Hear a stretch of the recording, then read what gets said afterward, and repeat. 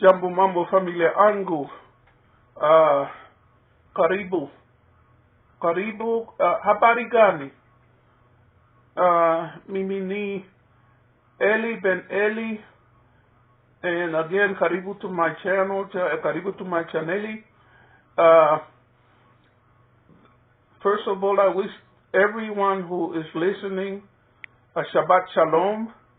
And I also wish everyone who is listening a Juma Mubarak. You know, to me, both days are very, very beautiful, very, very important. You know, I hope that you are doing well. I hope that your family's doing well. And I want to thank my new subscribers. That, you know, I got like 9 of them yesterday.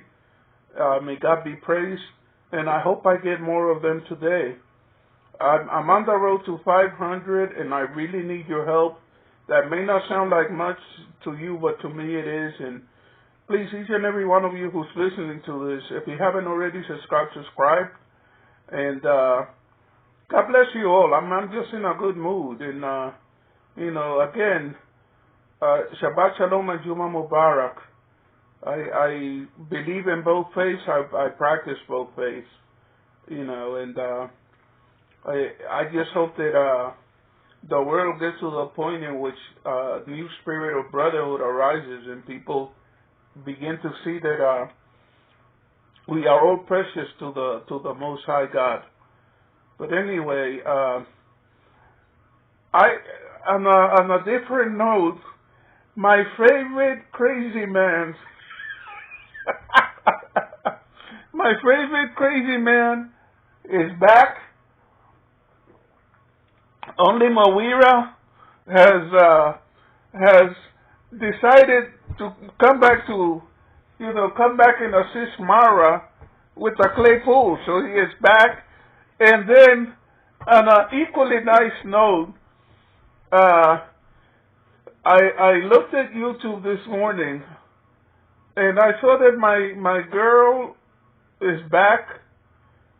You know, she accused me of being go machata,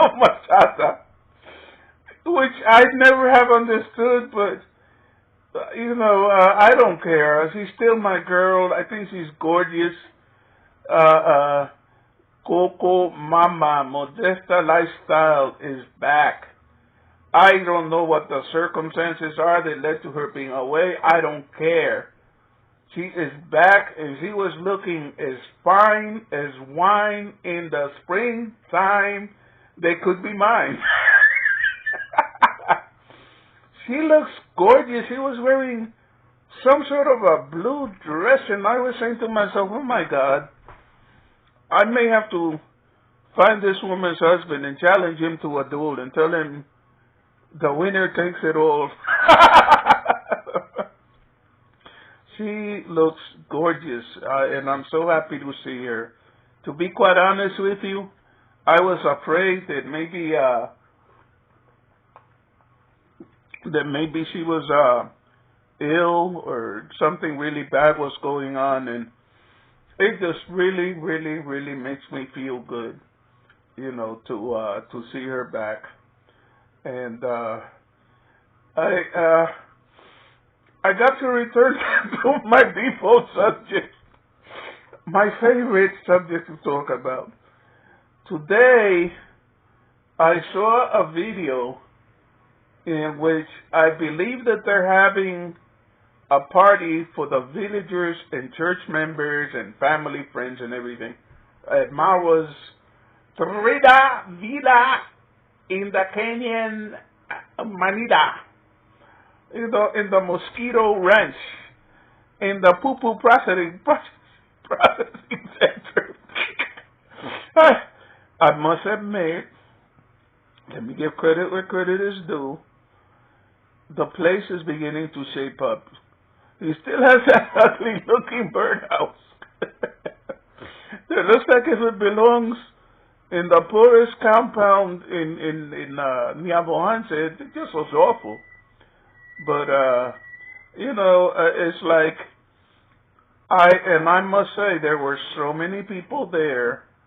There were so many people there if Kenyans are good at doing anything, they're good at doing ceremonies, and they had people making speeches, and Marwa introduces girlfriend, or shall we call her his employee? We know that woman really isn't interested in Marwa. We know that she is his employee. I mean, how many women do you know of who have a husband or a boyfriend and refer to the husband or boyfriend as boss? Obviously, the woman at some level is very much at peace with the fact that she is an employee. She probably flew all the way from Mexico to Kenya because probably the way that she figures it is this: she stands a better chance of making a good living by being in Kenya, or at least having a good life, than by being in Mexico. Do you realize something? Let me explain something to some of you. There is a very, very difficult terrain in between in northern Mexico that comes before the border of the United States. People have been known to die in that area trying to walk across it. People have been known to experience all kinds of troubles in that area. So when you hear about someone who is willing to risk their life, and travel across that expanse of land,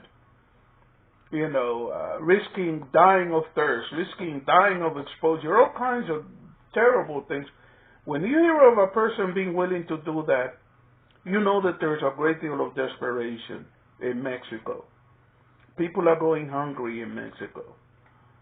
So, when a woman decides to, first of all, move from Argentina to Mexico, for whatever the reason, okay, once she gets to Argentina, she's going to realize that there's a high level of misery there. And she is going to be desperate to get out. So imagine that somebody sends you an airline ticket and you're flown to Kenya, and you go to a little village and everybody treats you like if you're some sort of a goddess. Why wouldn't you want to be there? All of this rubbish about how this woman is a professional songstress. Let me tell you something. Mexico and the United States, in certain parts, you can come and find people standing at the corner, singing and playing their guitar, trying to make a few coins. Singers are very common in Mexico. People standing on street corners singing, hoping that others will give them a little bit of money. That's very common. So if you have a woman who looks like a boy,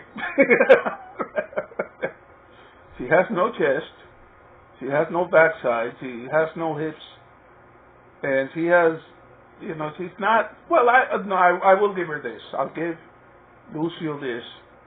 She has an attractive face. I can't help it but think that she has a little bit of a mustache.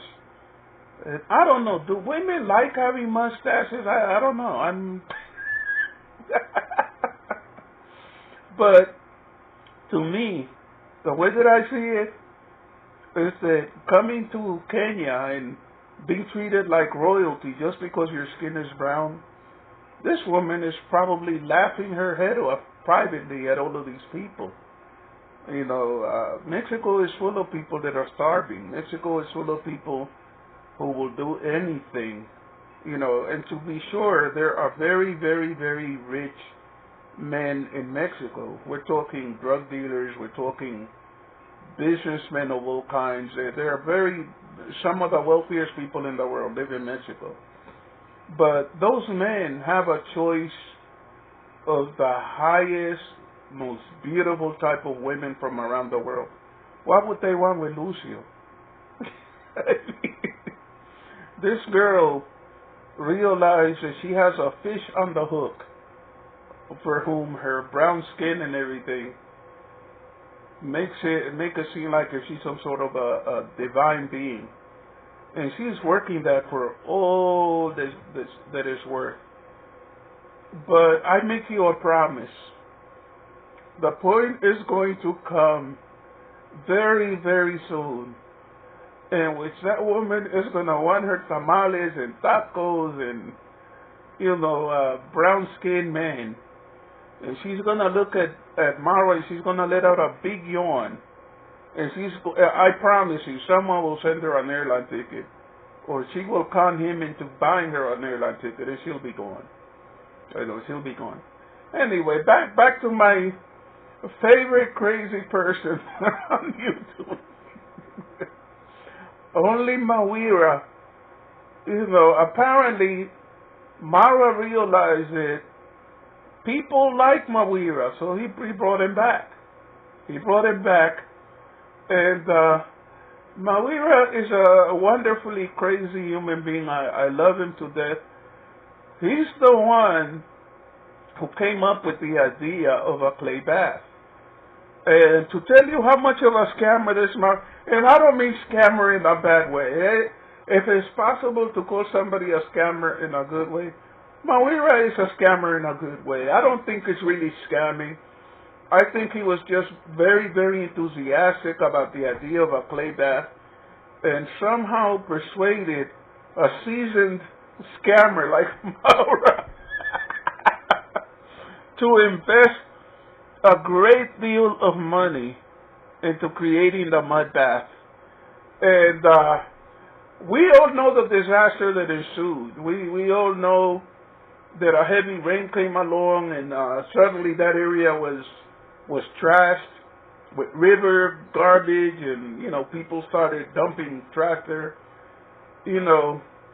Only a crazy guy like Moira could look at that mess and say, no, I'm going to, restore it. They had another one, somebody there, what's his name, Ken Manchuria, whatever. They had him there trying to make it, trying to restore it, but it wasn't working. Only Moira could restore that place. Moira has a nice, likable personality, and it's good to see him back. It's good to see him back. I hope that if he's going to be giving all of the women that are coming there massages and everything, I hope he collects a fee, and I hope he keeps that fee and doesn't give it to Maira. Anyway, getting back to Marwa, a person wants to give him credit and say, well, everything is going okay. The reality is that it isn't. That fish pond looks like a dumpster. And they have this ultra sophisticated modern Thrilla in Vanilla, the Medillin villa, whatever. It's a juxtaposition in between the reality of living in a village versus being pretentious. Right as they go in through that front door, they have a ribbon. They're going to have a ribbon cutting. They don't actually have a door up, but they're going to have a ribbon cutting. They have this scaffolding that looks so primitive and so unsafe and everything because they were painting and that Marwa wanted it taken down, but apparently the painting isn't over, so they left it up. The gate is still a mess. The gate is still a disaster. And, once again, personally, I am not certain one way or the other, but my understanding is that the gate collapsed, and apparently they're having problems with the gate. And I did not see anybody, manning that gate or vetting or checking people that were coming in or coming out. Yesterday I saw a video that made me laugh a little. If anybody has come to realize something about, the village of Nyabohanset, the county of Magori, Kingarasa, and some of the other communities, is it, there are a lot of things that they need, and one of the things that they need is greater access to medical treatment. I find it really, really funny that according to one of the doctors that was there, is the only ambulance in Magori County has now been parked next to Marwa's villa, and in effect it's become kind of like a temporary or a portable hospital there to treat anybody who becomes sick or whatever. And believe me, it is to be expected that when they're serving the carcasses of chickens that have died due to illness, when they're drinking water that has not been properly decontaminated or filtered, okay, I promise you that there are going to be a lot of illnesses. And for me, Marwa has done something which I think looks very nice. He's laid gravel on the ground and has bordered it with rocks. That looks very nice in the same way that the rest of the villa looked very nice, until the plumber realized that the old plumber hadn't done anything properly and had to start tearing up a lot of those beautiful tiles and getting into the walls. I think that the septic system is a complete botch. I'm convinced that that septic system probably doesn't really work, and that at some point, all of that pretty groundwork that they have done is going to have to be digged up, and a real septic system is going to have to be put in its place. Clearly, the old one wasn't working. Even as they were installing it, the problem became obvious with it, and that was it. The ground kept filling up with, the holes that they dug kept filling up with water. And they were bailing out the water and trying to find a solution. It didn't work. I believe that the first plumber fled because he was aware of the fact that sooner or later that compound is going to start stinking to high heavens, and it doesn't take a whole lot of feces to stink up a place.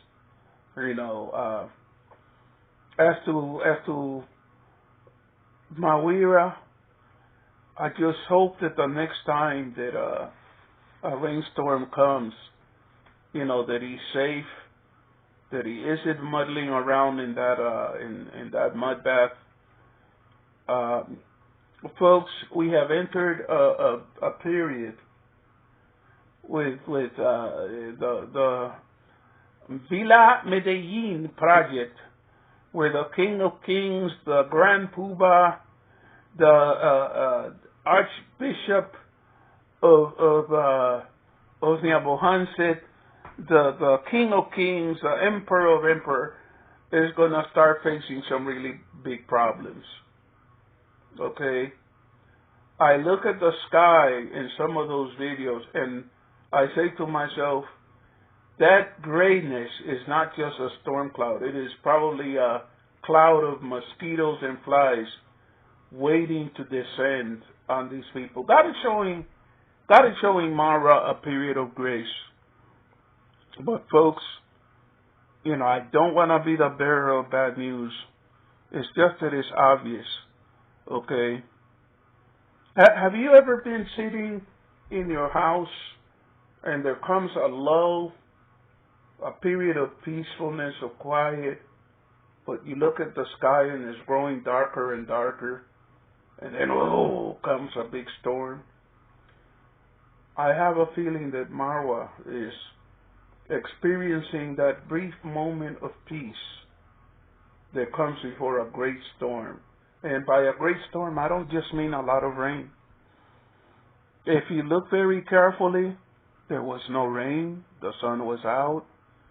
They were distributing sukkahs to the ladies, and it was all very nice. And unlike the first dance that they had, they actually were distributing food. Or let's put it like this.